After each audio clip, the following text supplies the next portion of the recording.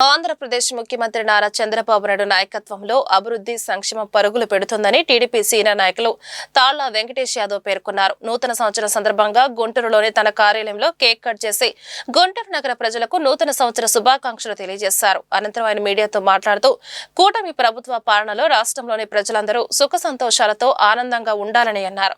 ఆర్థికంగా ఆరోగ్యపరంగా ప్రతి ఒక్కరూ ఉన్నత స్థితిలో కుటుంబ సమేతంగా సంతోషంగా ఉండాలని కోరుకుంటున్నారని అన్నారు. నూతన సంవత్సరం సందర్భంగా ప్రతి ఒక్కరికి శుభాకాంక్షలు తెలియజేస్తున్నారని అన్నారు. ప్రజలందరికీ నూతన సంవత్సర శుభాకాంక్షలు. మరి గత సంవత్సరంలో కూటమి ప్రభుత్వంలో చాలా మంది సంతోషంగా ఉన్నారు. అన్ని పథకాలు ప్రజలందరికీ ప్రభుత్వం అందించింది.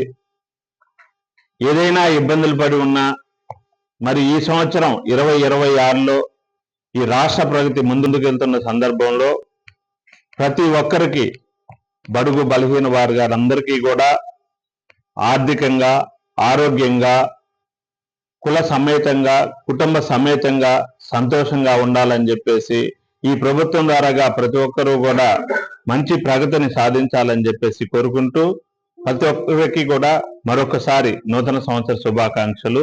మీ తాళ్ల వెంకటేష్ యాదవ్, తెలుగుదేశం.